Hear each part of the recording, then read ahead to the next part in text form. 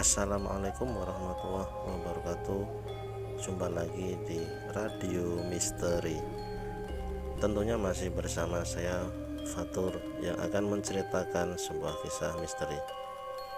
Apa kabar teman-teman semua? Semoga kalian sehat selalu, panjang umur, bahagia selalu, dan sukses selalu. Pada kesempatan kali ini saya akan menceritakan sebuah kisah nyata yang berjudul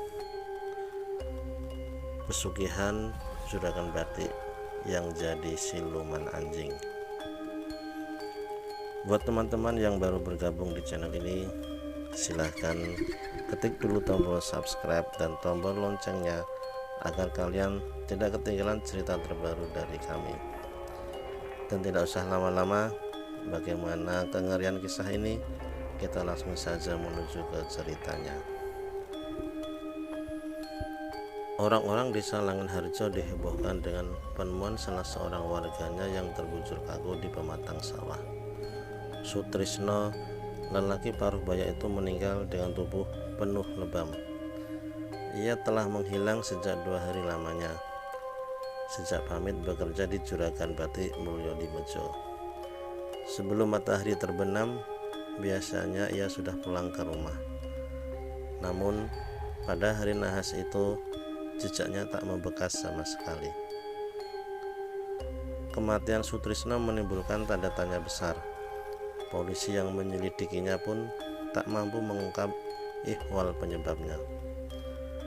Sebelumnya di kampung itu juga telah terjadi rentetan peristiwa yang tak masuk akal.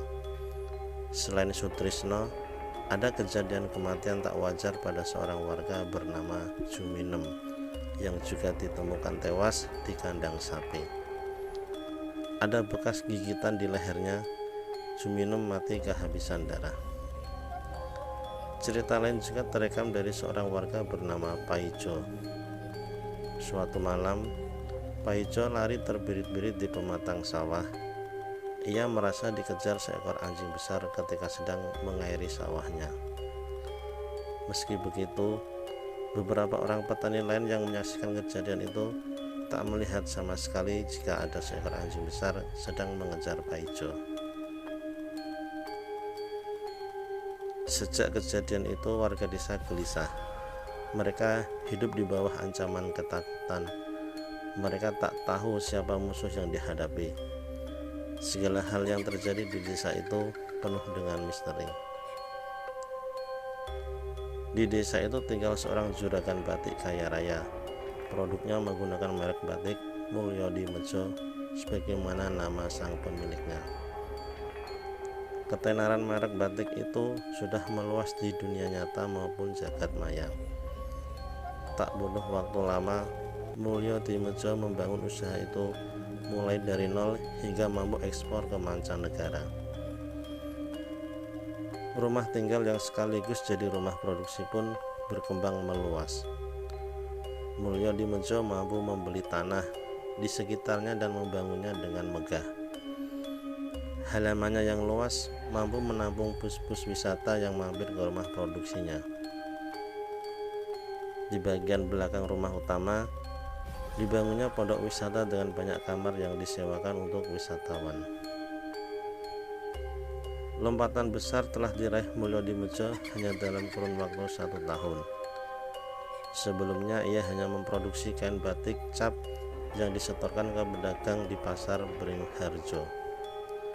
Sepeda ontel, media transportasi untuk pengiriman kain batik pun kini telah berubah wujud menjadi sebuah mobil MPV mewah Toyota. Beberapa warga desa mulai menghubung-hubungkan rangkaian peristiwa misterius dengan usaha batik Mulyodimejo. Mereka menduga ada sesuatu hal gaib telah dilakukan Mulyodimejo hingga ada perubahan drastis terhadap usaha batiknya. Namun, dugaan warga desa ini sulit untuk dibuktikan. Hingga suatu malam, sekelompok warga desa yang sedang melakukan ronda keliling wilayah desa bertemu dengan seekor anjing besar. Mereka terheran karena tak satu pun warga di situ yang memelihara anjing. Rasa penasaran membawa mereka melakukan pengejaran. Bahkan hampir seluruh lelaki di desa itu keluar rumah ikut bergabung. Suara kentongan dipukul bertalu-talu sebagai simbol adanya tanda bahaya. Seluruh warga mencari anjing jadi-jadian itu. Seorang warga melihat sekelebat anjing itu masuk ke pekarangan rumah Mulyodimejo. Orang-orang yang membawa berbagai jenis senjata terus mengejar, menelisik seluruh isi rumah Mulyodimejo.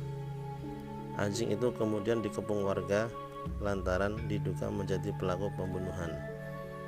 Anjing itu nyaris dipukuli massa, hingga akhirnya warga desa mendapati anjing itu berubah menjadi Mulyodimejo. Dirinya terengah-engah, dengan napas sengal ia meminta maaf. Ia mohon ampun dan mengakui bahwa seluruh peristiwa misterius di desa itu adalah akibat dari kelakuannya melakoni ilmu hitam pesugihan. Warga kemudian membawanya kepada kepala desa untuk selanjutnya diadili. Mulyodimejo kemudian dihukum penjara seumur hidup atas kesalahan yang telah ia perbuat. Demikian cerita misteri dari pengalaman pesugihan yang ada di daerah tersebut. Terima kasih buat teman-teman yang sudah mendengarkan cerita ini sampai selesai, dan nantikan cerita misteri kami selanjutnya. Sampai berjumpa di video terbaru. Wassalamualaikum warahmatullahi wabarakatuh.